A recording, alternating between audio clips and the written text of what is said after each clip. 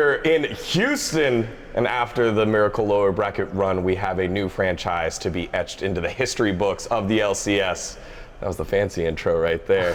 Joined by the young phenom in the mid lane, the man that lacks no confidence. It's Jojopyun here. How was it? Just 3-0 all the way through. Yeah, I mean, it was, honestly, I kind of expected it, but it was kind of boring because, I kind of wanted to go to Game 5, make it fun for the fans, but I'm kind of disappointed that we weren't going to show that much games for the fans, but, it happens. I gotta say, I was surprised to see how much of the audience was EG. Did it surprise you going up against 100 Thieves and Team Liquid that are two of the most popular orgs?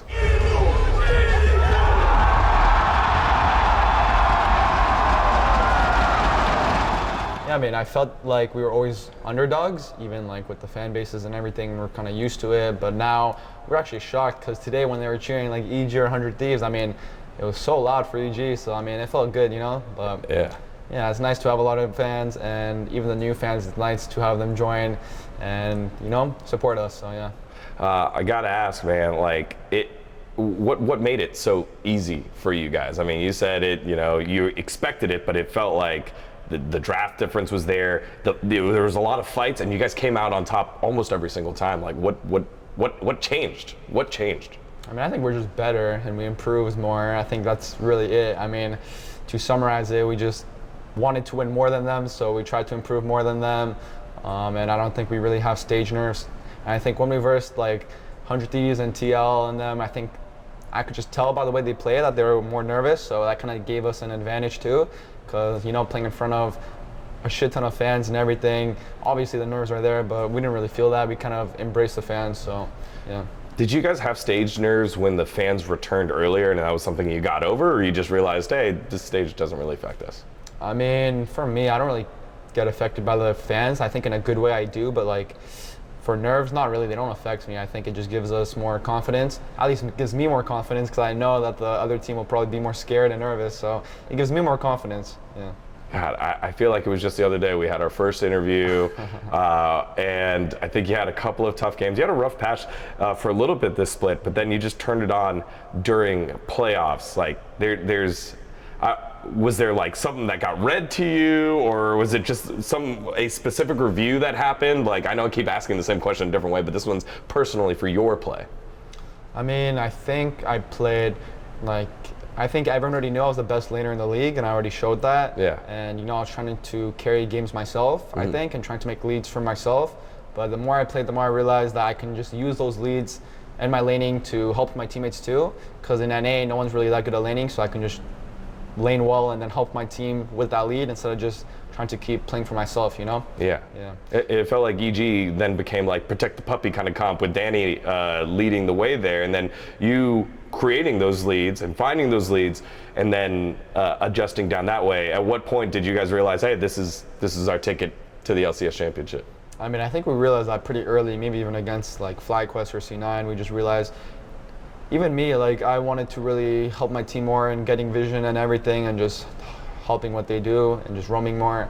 And I think I did do that, and then we did see great impact in our gameplay. So then I just kept doing it, Yeah. In your wildest dreams, did you expect this to happen this split? I mean, I definitely thought we could win the whole thing.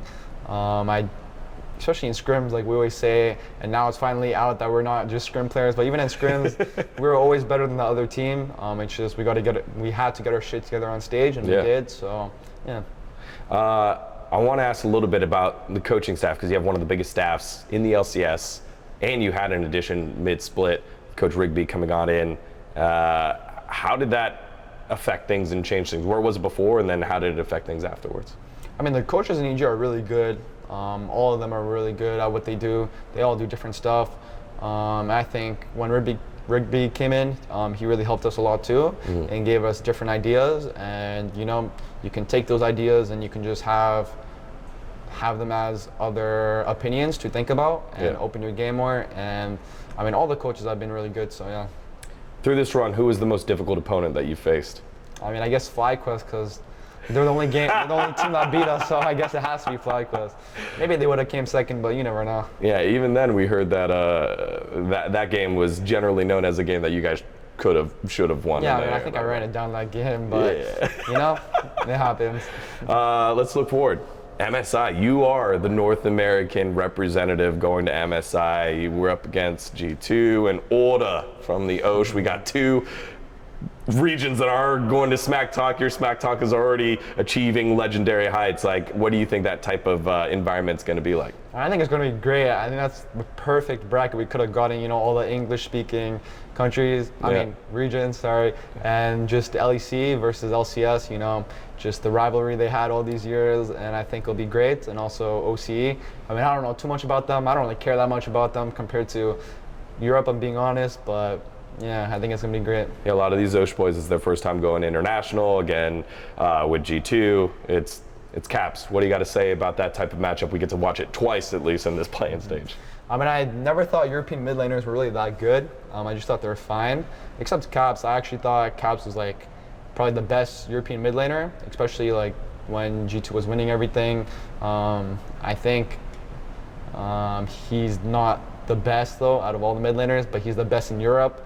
I don't think it's hard to be the best in Europe, if I'm being honest, so I think it'll be exciting to verse him. All right, look at that. Jojo already laying down the line as the first North American import to go to Europe and play over there. I'm kidding. To close it off here, let's talk legacy here. What does this mean to you being a history maker here? And again, we've hit on this topic of the NA roster and the NA talent and all that stuff, but what does all this mean to you at the end of the day when you go back and relax and not have a beer, but have like a soda later Have tonight? a drink, just have a Coke, yeah. Yeah. I mean, it feels good, you know, but I don't want to only win domestically. I don't really care too much about winning domestically because I knew that this team, we would win domestically, and I just want to prepare for international because I don't think NA has ever done well internationally. So, I think me and the team are just preparing to win internationally. We're not going to get too stuck up with this win. So yeah, that's basically it. Got a literal world champion, multiple players that have had international experience, and now two young guns that have been carrying the team. Jojopyun, congratulations on becoming the LCS champion. Thank you. All right, y'all. For more content, you can catch us here on Digon Esports. And again, thanks to Jojopyun. Support him over at MSI and the rest of the Evil Geniuses. Thank you.